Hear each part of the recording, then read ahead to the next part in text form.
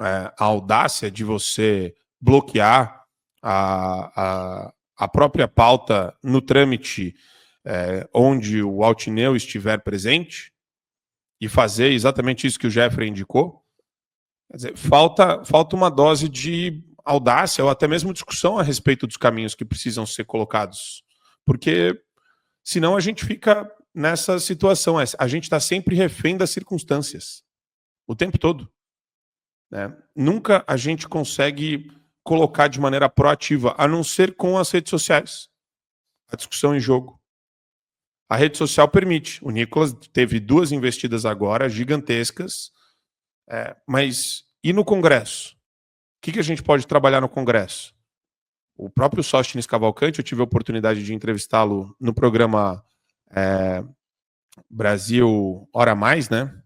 Do Júlio, lá do Rio Grande do Sul, e eu não senti muita confiança quando eu falei de reforma estrutural do sistema de justiça.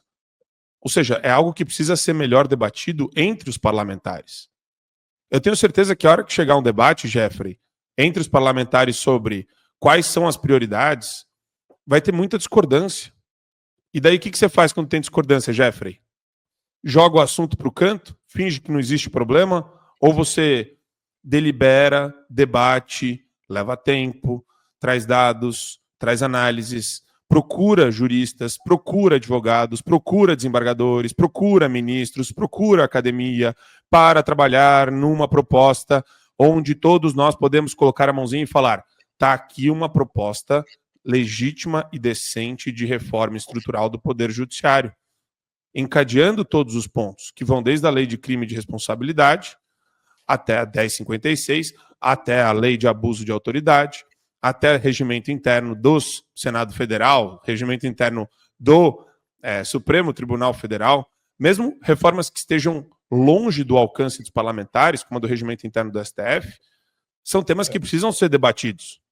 Porque a gente precisa entender como que o negócio chegou num ponto tão ridículo, tão patético da nossa existência.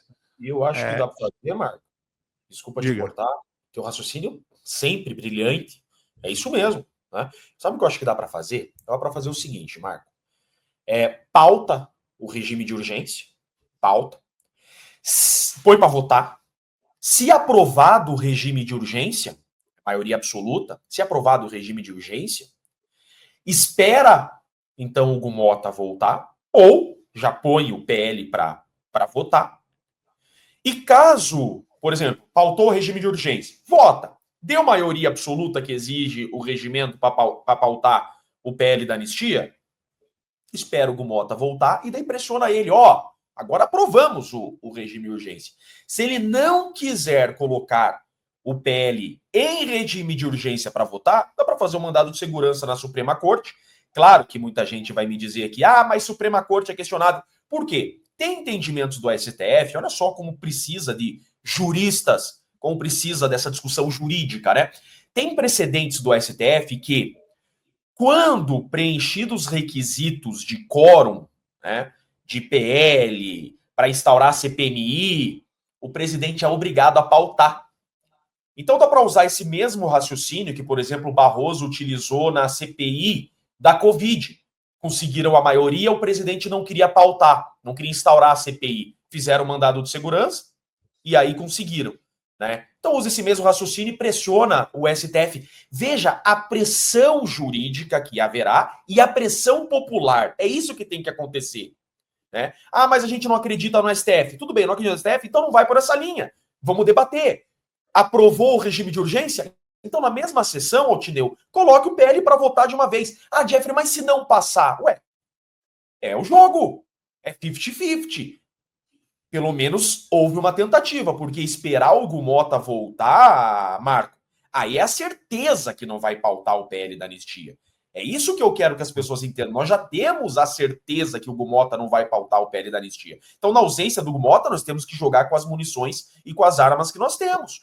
A direita é quase que maioria hoje, né? Maioria não, é a maior bancada, né? Então são estratégias jurídicas como você colocou. Vamos debater as estratégias jurídicas. Agora eles fecham naquele mundinho deles ali e falam pro povo, é acordo. Vocês não entendem nada de política. Pô, é ofensivo o que eles fazem com o povo. Eles olham para os patriotas presos, eles olham para os familiares dos patriotas assim, vocês não entendem nada de política, deixa que a gente joga nosso jogo aqui. O jogo de vocês está sendo jogado errado. Sim. Né, Marco? Eu, pelo menos, penso isso. Joga, tensiona essa corda e deixa o povo pressionar. Porque quem vai sentir a pressão vai ser o Hugo Mota, os demais parlamentares. Agora, eles nem dão oportunidade para o povo pressionar. E são pontos que, de novo, né? É interessante a gente trazer, porque não adianta a gente achar que não existem erros na estratégia da direita. Existem alguns erros e a gente tem que apontar, porque se a gente não consegue apontar pelo menos o que a gente entende como um erro, e pelo menos colocar isso em debate, eu adoraria ouvir o Sóstenes Cavalcante ou outro deputado federal sobre por que o Altinão não consegue pautar absolutamente nada. Qual que é a vantagem estratégica de tê-lo lá? Vamos convidar ele para vir aqui e a gente... Acho que a gente tem que trazer e conversar com ele numa boa. Assim, o intuito não é colocar o cara contra a parede, nem fazer... Até o Altineu, vamos convidar o Sóstenes, vamos convidar o Altineu para vir aqui chamar, explicar. Nosso time vai falar, vai entrar em contato com eles. Boa ideia, Marcão.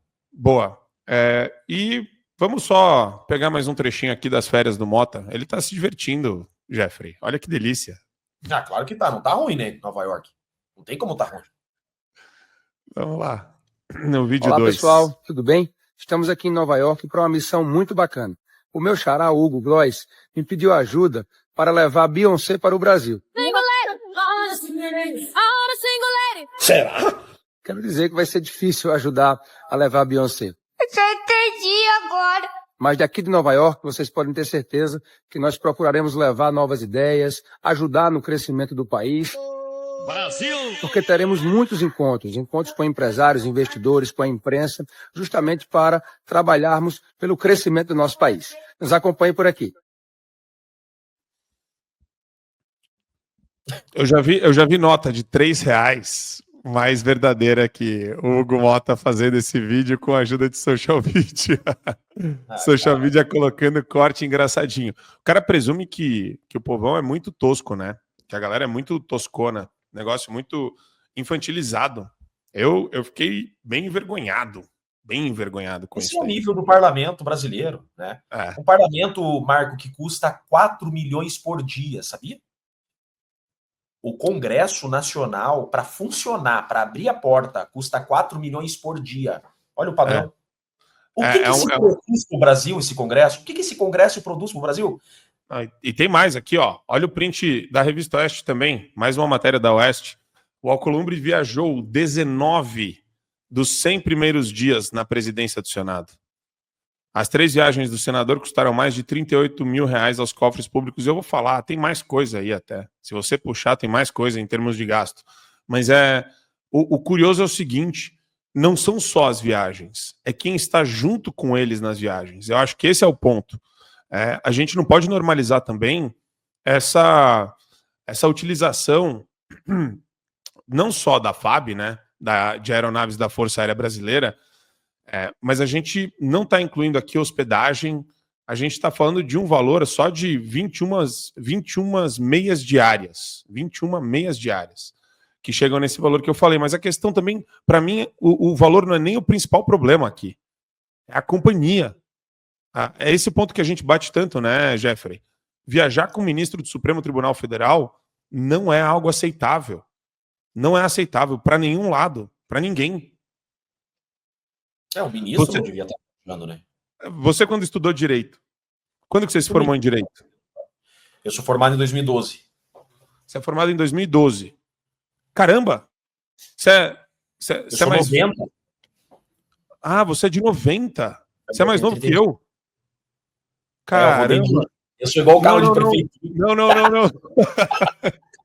Não, eu não sei porque eu achava que você era mais velho, mas eu achei com cara de mais novo, obviamente, né? Mas caramba, tá? Porque eu me formei em 2010. E eu lembro que naquela época eu já olhava assustado para a TV Justiça. Falava, cara, isso não tinha que existir, isso não tinha que existir, isso não tinha que existir. Veicular julgamento de maneira aberta.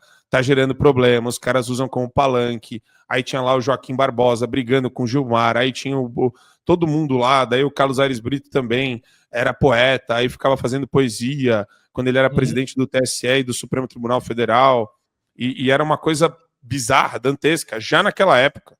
E eu olho para o que está acontecendo hoje, quer dizer, virou uma coisa, assim, os caras se tornaram tudo.